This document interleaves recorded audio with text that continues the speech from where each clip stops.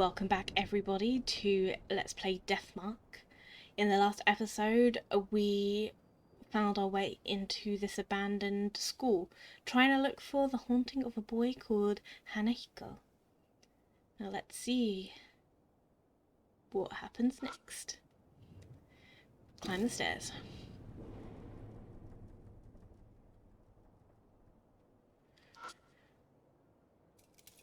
This is it. It's the mirror I saw last time. I'm sure of it. Huh? Just then, a dull pain runs through my wrist. Like something is biting into my skin. To distract myself from the pain, I keep talking with Moe. It certainly looks normal. Yeah, what should we do? It's a dirty mirror. All the stains make it hard to see your reflection. Let's touch it. When in doubt, touch it. I face forwards and silently wipe the grey mirror with my hand.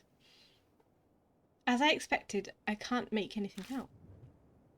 All I see is my own shadow reflected in a vague, shadowy lump. My shadow sways in the mirror. At least that's what I thought at first. I figured the shadow moved because I had. But the next time the shadow moved, a cold shiver ran down my spine. That's not my shadow. Something is in the mirror. Oh, pretty.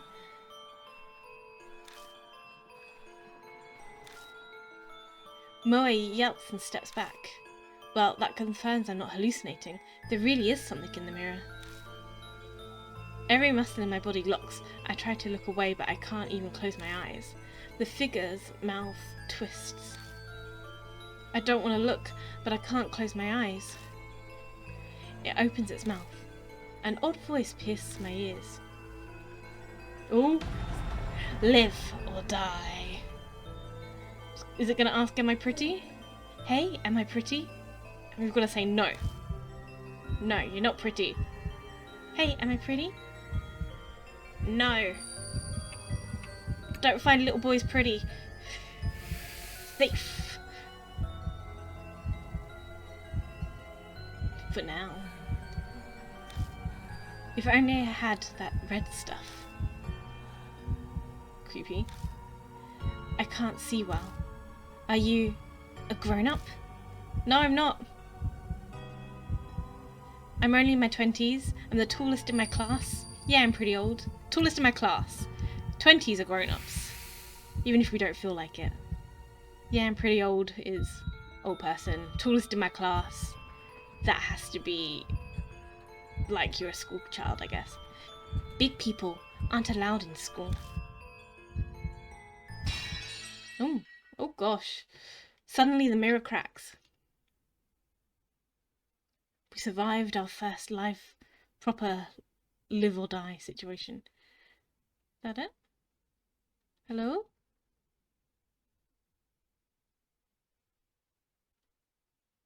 Hello?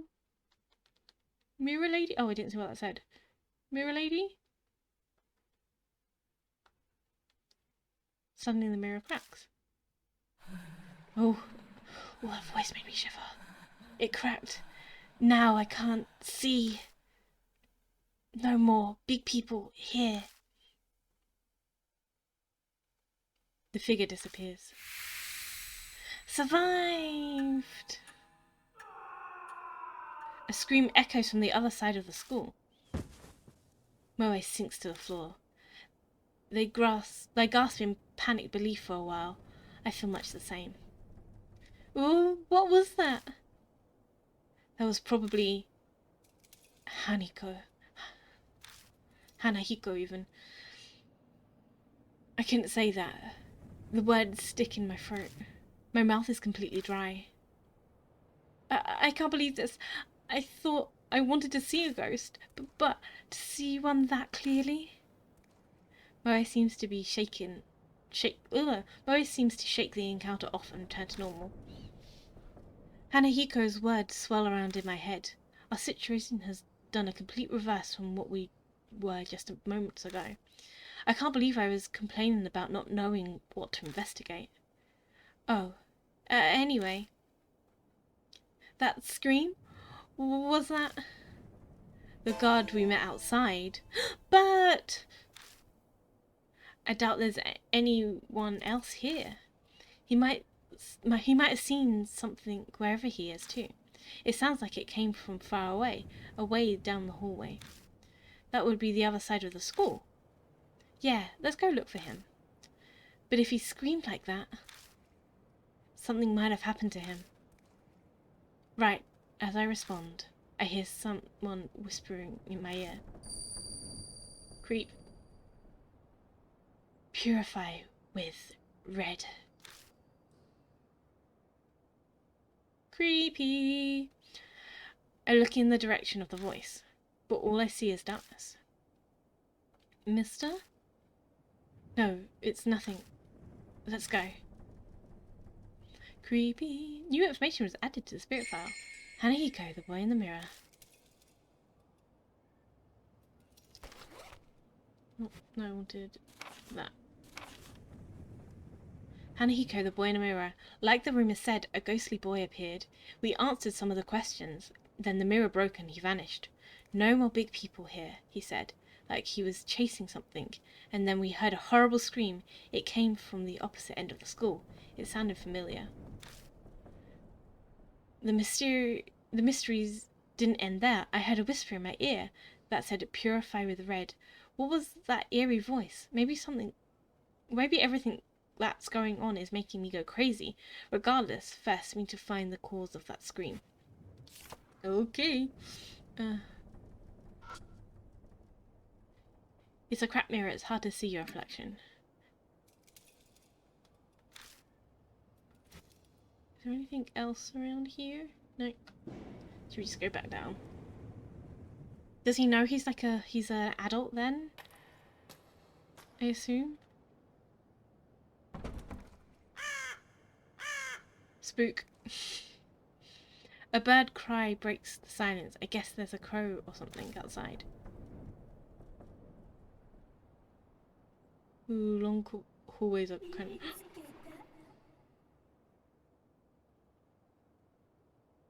That was creepy. I didn't hear what he said. Or was it in Japanese so I couldn't understand it even if I heard it? Maybe. Let's keep moving.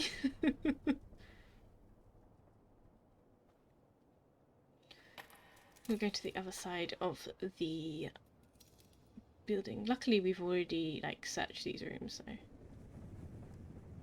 shouldn't be too much troubles.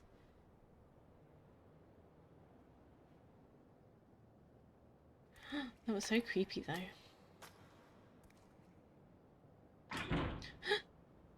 I hear a noise like something slamming against the door. Is someone inside? I shine the flashlight at the door. Oh dear gosh. Out of nowhere the door bursts open and something comes flying out. Eek! Murray shrieks and falls down. I recognise those clothes. Some kind of plant covers half of his face. Ah, God, ah. Oh, see in the background you can see a little boy. Is it a little boy or a little girl? Someone in the background. The part of his face we can see is twisted in anguish as he screams. No doubt about it, it's the guard. What the hell happened? Thorns are eating my face. It hurts. What's going on? But no. Morris sits on the floor, stunned into just syllables.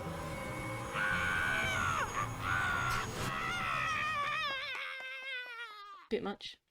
The guard suddenly rushes towards the entrance. And then silence falls once more. Pant, pant. The only sounds left is that of our shaky breathing. Spook! Once we catch our breaths, I take Murray's hand and help them up. Our nerves have calmed some, but that definitely left an unsettling impression. Something terrible lurks here. We can't just sit around. I feel like I was paralysed. I'm okay now. But mister, that guy... Mori stares at the door. I wonder if Hanahiko did that. And I don't know if you noticed, but I got the feeling someone was standing behind him. There's really no good way to respond to that. I let the silence serve as my answer. What else could I do? No point in coming here if we're just going to stand here shaking. If we don't uncover the secrets before it comes for us, why don't we check out the staff room? I tactfully avoid answering Murray's question. The guard had run out of here. Something might be inside. Some secret about Hanahiko. Yeah, you're right. Let's just be careful, okay? I cover my wrist with my palm, making sure Mori doesn't notice. The moment I put my hand on the knob, the mark burned my skin, pulsing along with my heart-beating heart. New information was added. Plantified guard. We going in? So.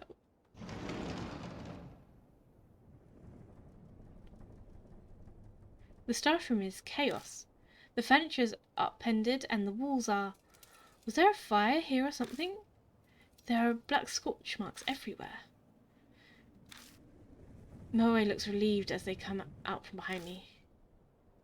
Whoa, it's totally empty. Anyway, let's look around. Huh? There's a door over there too. It looks like it goes into another room. What's this? The wall near the window is burnt. There must have been a fire here a long time ago. Did Hanahiko do a fire? As I search the burnt post, something falls from the top of it. I found worn-out talisman! Yes! When I pick up the worn-out talisman, I feel warmth flow through me. Yes! The worn-out talisman crumbles slightly in my hand. Do you like a worn-out talisman? Anything on the floor? Nope. Creepy window people? No. Guess we gotta go for the door. Let's go. Opened the door and left the staff room. Creepy. It's kind of cramped in here. Is this a storage room? Seems to be. Hopefully there's something useful in here. Oh, can you not do the creepy child laugh? That would help. It's a massive wooden cabinet. It looks really old. The corners of the doors are rounded off. I pull on the door, but it just rattles in place. Looks like it won't open. Something's stopping it.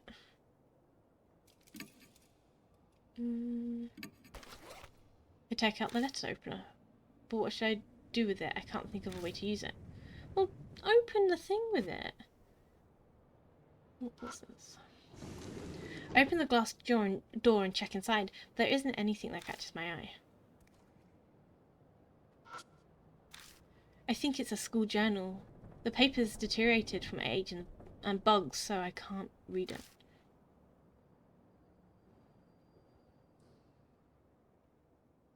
Is that it? Am I supposed to do something else? I feel like I need to do something with this.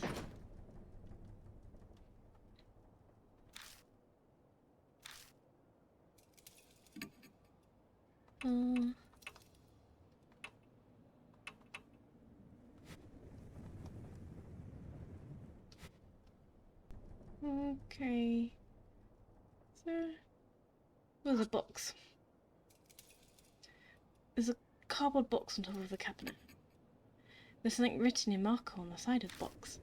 Lost in is legible, but the rest of the letters are smudged. There's a... I think I can reach it. Reaching up, I grab the box and look inside. Got lipstick, red pen, and girls' slippers. Good job, mister. I think there was a reason you were tall. And then... didn't want to do that. Okay, so...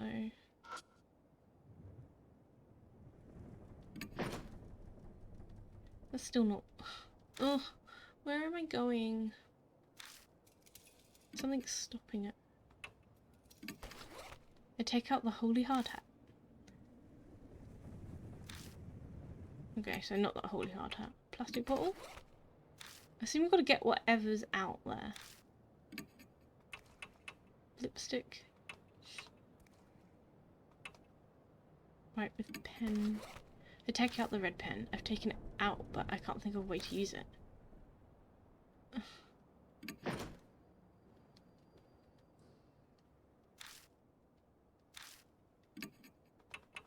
Girl slippers. Can't you just use the pen? Oh, I didn't mean to use the slippers again. Red.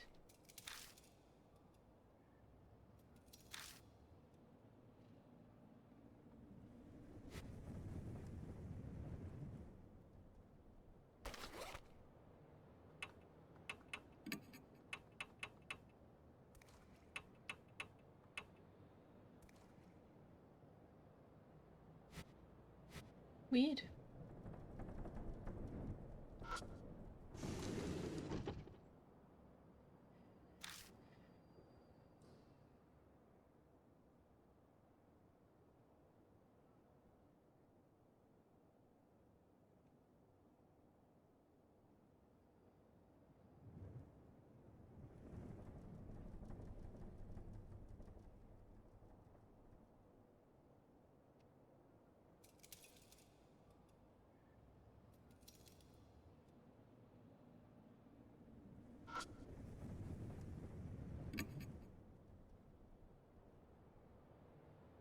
Looks like the sliding door has a simple lock, just sticking something in the hole for the screw. The key itself seems to have gone missing. I don't see it anywhere. What's this? Something stuck in the hole for the screw? It seems that wooden thing works as a lock. I'll have to do something about that to open the door. Do I then... I'm lost.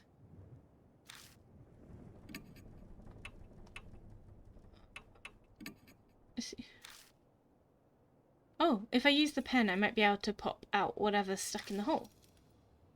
Do that. Wow, you've got skills. Is it that surprising? Anyway, I need to focus.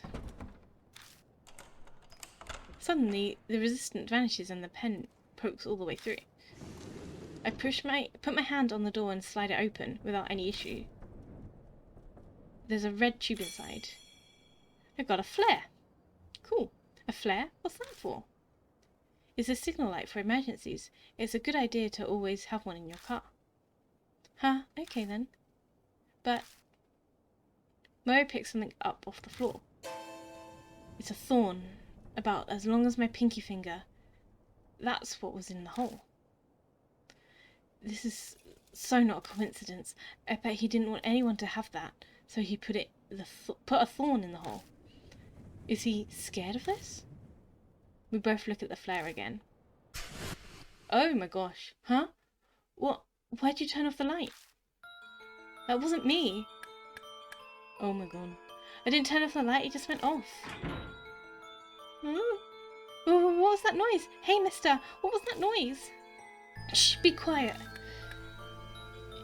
It's a struggle to not yell with my nerves on edge. I hit the flashlight again and again. Come on, please, the batteries were just working. I feel like I'm performing CPR on this thing. What was that noise? But finally... Oh, it's on. Got it. Oh, the door behind me warps threateningly. My mark burns in pain. Death is already in the room next door. There's no time and nowhere to run. So I'm not going in the next door. Calm down, I need to find a way out of this, quickly. We're running out of time. A way to survive. We've got to hurry. Can we go in there? I wonder if... I don't know. Oh, it's still knocking. No. Just open it. Open it and hide. I take the letter opener and shove it in. I might be able to get the handle out this way. When I touch the metal, my mark scorches me. I stop moving for a second. But I have to do this. Yes, I've got it. I grab the handle and lift up the trapdoor. As I thought, a dark hole leads down under the floor. Get in! I shove my way into the hole. Then I slide down into the darkness after me. After them. Oh my god, that's so scary. Is there anything there? I can't see anything. I felt unexpectedly far, hitting my back against something. I grit my teeth to stop myself from yelling.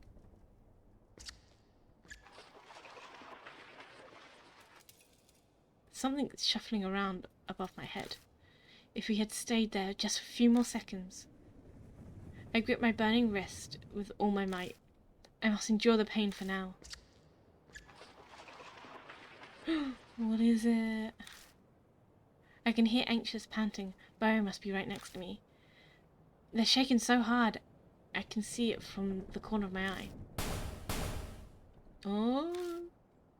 I brace myself, expecting the trapdoor to break open any second. But the shuffling noise finally grows distant. Is it okay now? Yeah, I think it's gone. Suddenly my wrist isn't hurting anymore. Thank God, I thought we were done this time. Anyway, where are we? What in the world is this room? I'm surprised this place exists beneath the school. Can you turn on the light? Yeah.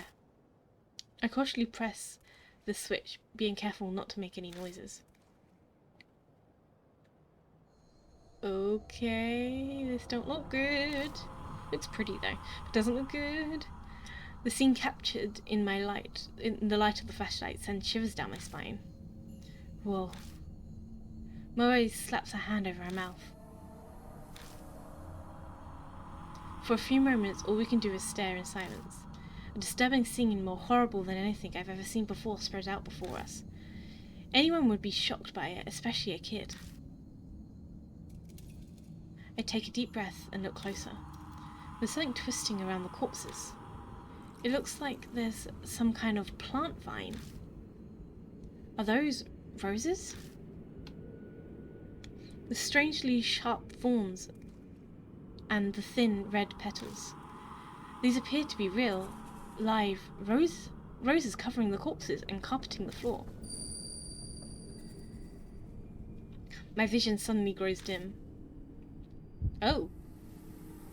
Oh, ugh. That's somewhere where you don't want thorns to be. As someone who's fallen into a rose bush before, I know a thorn in the butt hurts. Oh gosh. Unless she likes it like that, then I'm not shaming. Well, what is this? The tragedy that happened in this room. As if it's all playing out in my head, I can see it.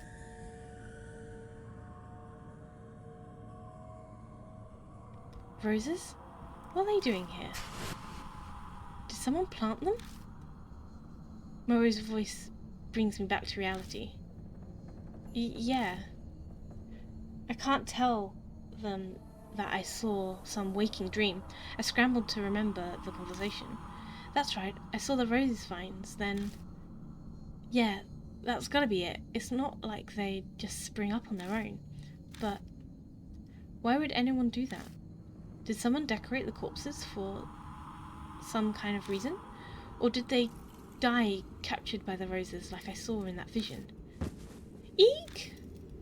Moe screams. What's wrong? So something moved, see? Over there. Back in there. No, is something hiding there?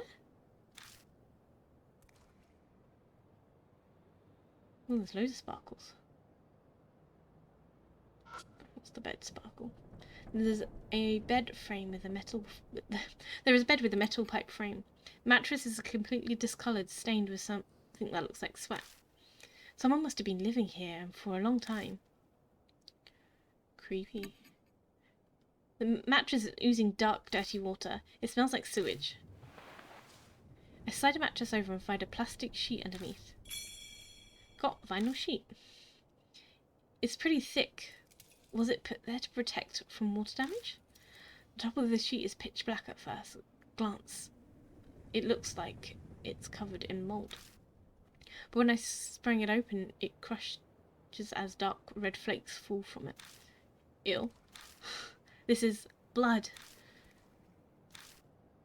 I can't do anything but whisper, dumbfounded, as I stare at the blood-stained sheets.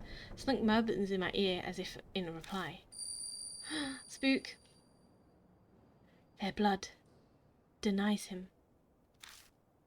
Denies him?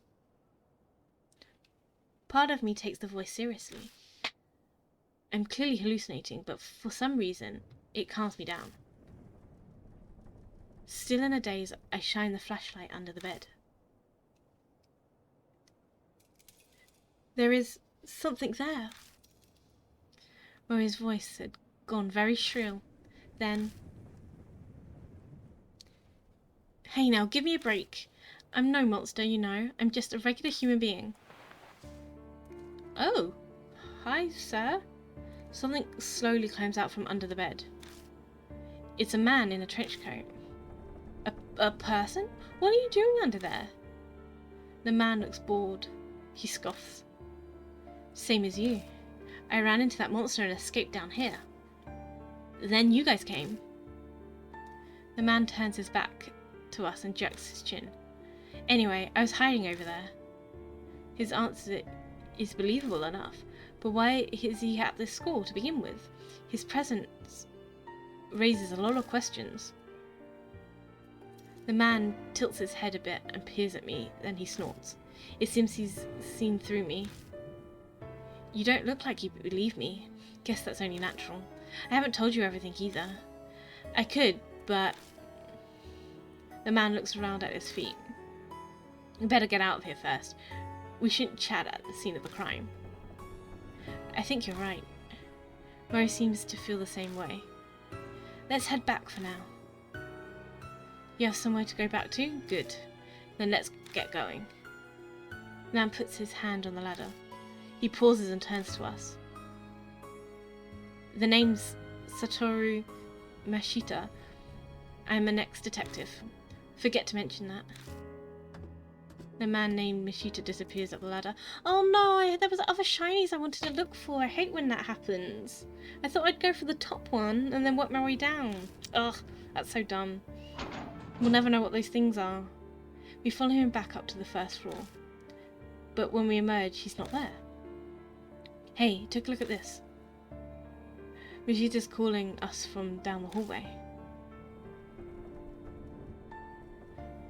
Was it like this when you guys came through? Mori pipes up, voice slightly wobbly. No, it wasn't. It wasn't like this at all. Oh, that's now pretty. Something's creeping along the hallway. There, rose vines. Thought so. I didn't see them before either.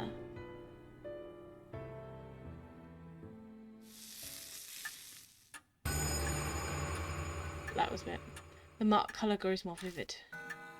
Early dawn, a few hours left until death closes in. Great.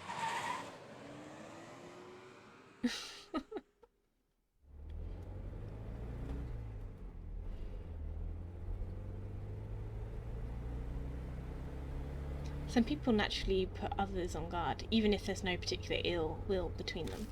That's exactly the type of person Mashita is.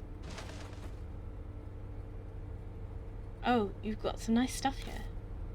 The moment he climbs in the car, he makes a grab for my bag. Then he starts inspecting all my stuff. I wasn't planning on keeping a constant eye on him, but he's making it very hard not to. Moe seems like the type to stick her nose in everything, but she's superstitiously silent. Suspiciously silent, as if exhausted. Are you okay, Moe? Huh? Oh yeah, just zoning out, you know, I'm fine. She doesn't look fine, but my other passenger is more of a concern right now. So, were you at the school because you're investigating something? I'm not on the force anymore, just poking around for my own reasons. Something I wanted to check. I don't doubt what he says, but that would mean he entered the school illegally. What were you... Let me ask you one thing first. Michida interrupts my question and points to my arm. Does that hurt? It didn't take him long to spot the mark on my wrist. Sometimes it hurts the most whenever I'm in danger. Huh? Is that so? Michida leans back in his seat, satisfied. I was investigating some missing people. Guess he's responding to my question now. That school came up in a number of missing persons cases. Each one of them had affiliations with hate school before they disappeared. Teachers, workers, people in the PTA, students, and their family members. I was looking for them. Then, Moe speaks up from behind the back seat. Were those people the corpses down there? She doesn't sound as energetic as she usually does. Did something happen after all? Is her mark... Michida doesn't reply. Maybe he thinks the answer's obvious, or maybe replying to a kid isn't worth his time. But something bugs me about what he said. If the school was clearly suspicious, then of course I brought it up to my superiors. All I got for it was... He continues before I can ask, making a slashing motion across his neck. You got fired, huh? Disciplinary discharge. Something about sexually harassing a subordinate? Dog. That principal's gotta have some kind of political pull. I probably dug up something he didn't want getting out. That wasn't my plan. I never meant to uncover anything dirty. True, the school did have that suspicious room. It's not that strange to think it would come up in some missing persons cases. That would be common sense, at least. But common sense is for the world of the living. A spirit might have something to do with those cases. There's an awkward silence. In that sense, this isn't a case anymore, is it? Michida sighs deeply. Who'd believe that? Who believes that there's a monster in that school killing people? It's personal now. Our problem, and we're on our own. He turns his wrist over and shows me. On his skin is a familiar mark. You too? Yeah, I sensed it as soon as I saw yours. I had a feeling this would be a problem. We're in the same boat, you and I. He has good instincts. We should talk more when we get back. At 𝒾𝓀𝑒 Mansion, there's some... I stopped myself from finishing my sentence. I shouldn't mention that for now. In any case, once we get back, we'll give you more details. Yeah, I'm sure that'll help him a bunch. But Michida scoffed.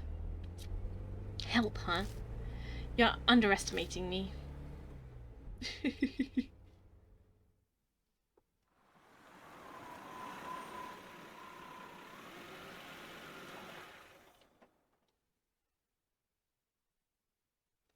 Can we save? I need to end this episode. When I get out of the car, someone's there to greet me. Welcome back, mister. You too, Miss Moe. I'm glad you've unharmed. Did you find any clues about the spirit? What? So there are others? This is everyone. Huh? What a reliable group you've got. The sarcasm is practically dripping off his words. So, are you planning on continuing to search for that key or whatever it is? We don't have anything else to go on. There's no other choice. I don't understand you. If the source of the mark is this spirit, it would be best to destroy the source, don't you think? What do you mean? The spirit exists, so all you have to do is kill it. Are you serious? Of course he's serious. He doesn't exactly look like he's a joking type. Even if we manage to kill it, will that really make the mark disappear? When I consider everything Mary's told me, it doesn't seem like that... It doesn't seem like it would work that way. Even assuming it did, we have more fundamental problem. And how do you plan to kill it? I'll figure something out. If something exists, there's logically a way to destroy it as well. He claims he can kill the spirit, yet he doesn't even know how he'd do it. Where does all this confidence come from? Don't forget, I faced him once already. If we're seriously thinking of killing him. Mashida grasps his wrist. The little shit shot some kind of thorns at me from a distance. They hit hard enough to stick in concrete. There's no way to get close to him. We have to make that a priority. Mashida pulls something out of his heel of his shoe and tosses it at me. It's a thorn, curved like a fang. The only reason I'm still breathing is because I was lucky. It won't happen next time. We need a plan. Need a plan. As we head to the entrance, I tell Mashida about Kujo Mansion. He takes it all in silently, even bringing up the talking doll as Kujo's death doesn't trigger a reaction. He is so unnervingly calm because he already dealt with the supernatural. We reach the main hall, which is warmly lit. This is a strange mansion for some reason. I feel like I've come home. Acclimatizing is kind of terrifying. Welcome back, Lord Yashika. That man is a mark bearer too, I see. Would you make the introductions?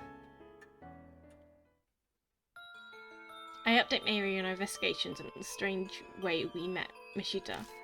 The mirror, the underground room full of corpses, and suddenly appearance of roses. I really hate to admit it, but it's clear something supernatural is at work here. And the spirit that caused all of it, Hanahiko. There's no doubt that Hanahiko is the one who put the mark on Mashita's arm too. But... creepy... What kind of chance do we have against a monster that can do that? Mashita says we should kill him. But is that even possible? Hey, Yashika. My train of thought is interrupted. Mashita is holding a leather-bound notebook out towards me. Read this. I picked it up in that underground room. It was caught up in a bunch of those rose vines when I found it. It was pretty hard to get loose. Did you read it? I skimmed through it a bit. It's got some interesting stuff. That's what he says, but he's not smiling at all. His eyes shimmer with a quiet anger. Dark red marks stain the cover. I have a bad feeling that I flipped through it. Rose petals fall as they become unstuck from the pages. The notes within are very detailed. The author was intelligent and well written. Reading through it, it dawns on me that this was written by the ℏ principal. The ℏ𝕗𝓚 I can't say that word, how awkward. The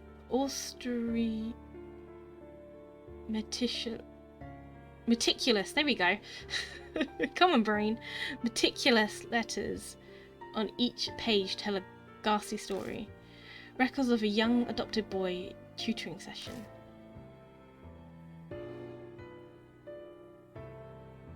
The first note is from 5 years ago. It seems the boy adopted by the principal was small and exceedingly cute. He enjoyed wearing skirts and makeup too. Oh, that's why I thought it was a girl, because it looked like he was wearing a skirt. There was no denying that they truly suited a dainty, red-cheeked boy like him, but the principal had a hard time accepting such fancies.